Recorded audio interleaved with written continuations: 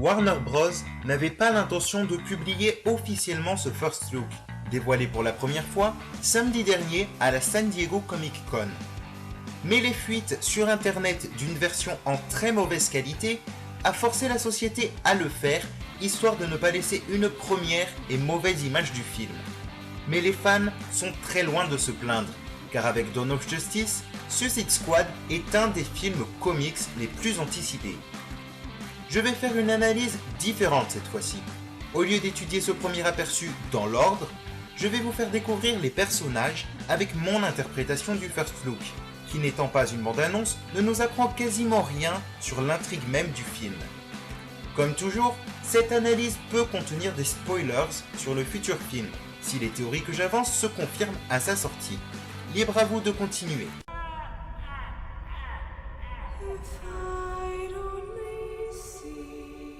Oh, I'm not gonna kill you.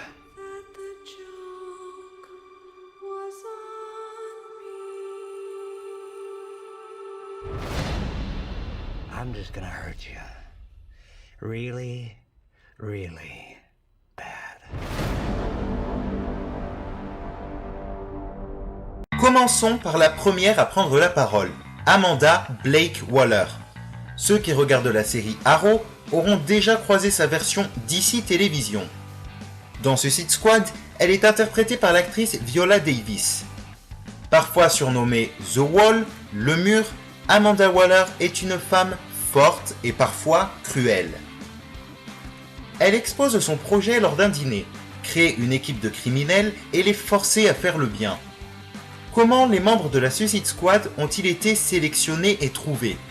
Waller leur a-t-elle fixé un dispositif explosif, comme dans les comics, pour pouvoir les contrôler ?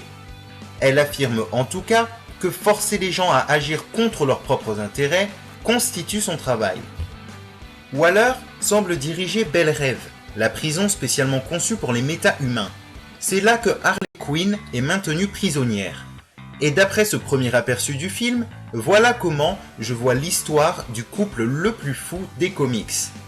Le Joker était enfermé à Arkham et des complices viennent le chercher. Ces complices seraient l'homme portant un masque de chèvre, celui portant un masque en forme d'œil ressemblant à The Orb de Marvel, celui déguisé en panda et celui portant un masque de Batman qui semble inspiré de la série animée. Une fois libéré, il torture la psychiatre, peut-être sa psychiatre, Harleen Quinzel, qu'il rend totalement folle. Et de là, aussi improbable que cela puisse paraître, naît leur relation chaotique. C'est une interprétation, pas forcément la bonne, mais celle qui me semble logique d'après ce que nous avons vu. Enfin bref, tout cela serait le passé. Une autre tenue, différente de celle que l'on voit la plupart du temps, apparaît brièvement. Les losanges rappellent son costume classique dans lequel le personnage fait sa première apparition dans les années 90. Verra-t-on également ce costume dans le film ? Dans ce que j'appellerais le présent du film, nous pouvons voir Harley dans sa cage à Belle Rêve, probablement avant de se joindre à l'escadron suicide. Quant à la scène avec Batman, que des images du tournage nous avaient déjà spoilé, je ne sais pas à quel moment de la chronologie du film la caser. La présence du Chevalier Noir dans le film, à part pour attirer un public qui le connaît plus que la Suicide Squad, peut s'expliquer par l'existence de Robin dans l'univers cinématographique. Mais pour cela, je vous renvoie à mon analyse du trailer de Batman v Superman. Parlons du look du Joker. Très critiqué, celui de Jared Leto se distingue physiquement de ceux de Jack Nicholson et du très regretté Heath Ledger. Tatouage, dents métalliques, cheveux verts pétants, il n'y a qu'à voir la lumière dans ses yeux pour comprendre que le jeu d'acteur est parfaitement adapté à ce psychopathe. The Killing Joke semble être une source d'inspiration pour cette nouvelle version. Mais passons à un autre personnage, celui interprété par Cara Delevingne. Voici mon interprétation de l'histoire d'Enchantress, personnage aussi puissant que instable. Son vrai nom dans les comics est June Moon. C'est une jeune femme intelligente, mais sa vie va basculer quand elle rencontrera un démon. J'imagine que cela va se produire dans cette grotte qu'elle explore. June développe alors des pouvoirs magiques et un alter ego, une sorcière du nom d'Enchantress. Son rôle dans le film est impossible à définir car elle n'apparaît jamais avec les autres membres de l'escadron suicide, à se demander si elle en fait partie. Une rumeur voudrait qu'Enchantress soit convoitée par Lex Luthor, qui veut l'utiliser comme une arme contre son ennemi de toujours, Superman. La mission de la Suicide Squad serait alors de s'emparer d'elle avant que Luthor ne le fasse. Mais attention, c'est une rumeur, évidemment à prendre avec des pincettes. Au début de la vidéo, Waller fait allusion aux personnes possédant des aptitudes surnaturelles. D'après elle, l'apparition sur Terre de Superman pousserait ces individus spéciaux à se dévoiler. Il y aura un autre personnage doté de pouvoirs surnaturels dans le film. Son nom est Chato Santana, alias El Diablo. Il apparaît très peu dans le First Look, mais l'accent est mis sur sa maîtrise du feu, la pyrokinésie. On peut tout d'abord le voir dans une cellule, soufflant sur une bougie, et une deuxième fois sorti d'un caisson plein d'eau, servant probablement à le maîtriser quand il utilise ses pouvoirs. Et puisque l'on parle de maîtrise, la première apparition de Killer Croc m'a tout de suite rappelé la façon dont Hannibal Lecter est maintenu attaché dans le Silence des Agneaux, masque compris.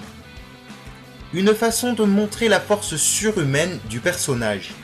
Son physique repoussant est dû dans les comics à une maladie de la peau, mais le large public le connaît plus avec une forme reptilienne, notamment du fait de son apparence, dans les jeux Arkham. Ma plus grande surprise, en découvrant la première image des personnages plus tôt dans l'année, était d'y voir figurer Katana, un personnage que j'apprécie énormément. Une surprise formidable car elle coïncidait en plus avec l'annonce de la présence de Katana dans Arrow. L'arme dont elle tire son nom aura-t-elle sa capacité à absorber l'âme de ceux qu'elle tue? Deadshot, le redoutable tireur d'élite, a lui aussi sa version télévisée dans la série Arrow. Pour lui aussi, nous devrions découvrir ses origines, car sa fille apparaît plusieurs fois, sans doute avant qu'il ne se retrouve en prison, ou depuis sa libération, si l'on considère risquer sa vie en permanence comme une libération. Le masque que porte Will Smith n'apparaît que brièvement dans la vidéo. En même temps, vous me direz, on ne prend pas un acteur comme Will Smith pour lui cacher le visage. Il sera intéressant de voir quel lien l'unira à Harley Quinn, car des photos du tournage laissent penser qu'il pourrait devenir assez proche. Le premier aperçu ne nous apprend quasiment rien sur les membres restants de la squad, Captain Boomerang, Slipknot et Rick Flag. Ce dernier aurait dû être joué par Tom Hardy avant que celui-ci ne se retire finalement du projet pour des questions de disponibilité. Dans les comics, Rick Flag dirige la Suicide Squad sur le terrain alors qu'Amanda Waller est le cerveau. Mais il pourrait entrer en concurrence avec Deadshot pour le titre de leader de l'équipe, car celui-ci prend énormément d'importance dans le First Look alors que Rick Flag n'y prononce pas un seul mot. Captain Boomerang est encore un autre personnage de DC Comics existant à la télévision. Son habilité à lancer des boomerangs et le fait que le personnage lui-même n'a pas une grande notoriété dans les comics en fait sans doute le membre de la squad le plus risqué du film. Je dis sans doute car un autre personnage obscur des comics apparaîtra. Il s'agit de Slipknot que je ne connaissais pas du tout avant d'en entendre parler pour le film.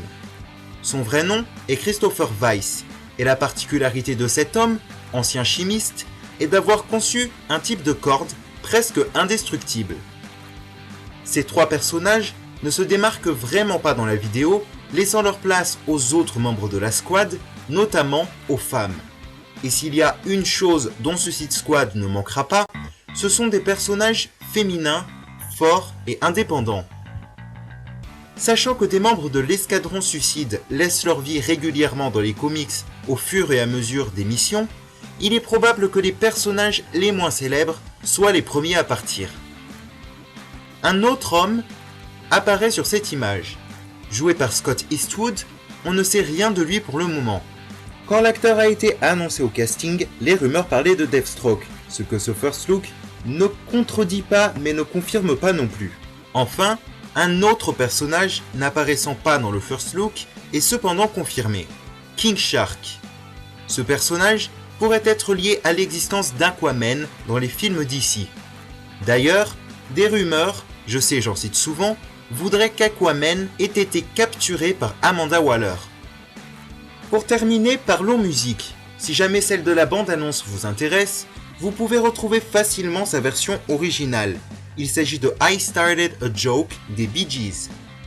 Je pense avoir terminé. Je suis désolé si la majeure partie de ce que je vous ai dit est ma propre interprétation, mais il faudra attendre une véritable bande-annonce ou tout simplement un synopsis officiel pour pouvoir parler de choses plus concrètes.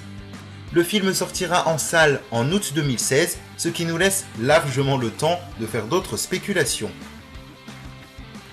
Je vous retrouverai sans doute bientôt avec une nouvelle analyse, car Deadpool devrait se dévoiler prochainement. En attendant, je vous invite à me retrouver sur Facebook, Twitter et vous dis à bientôt.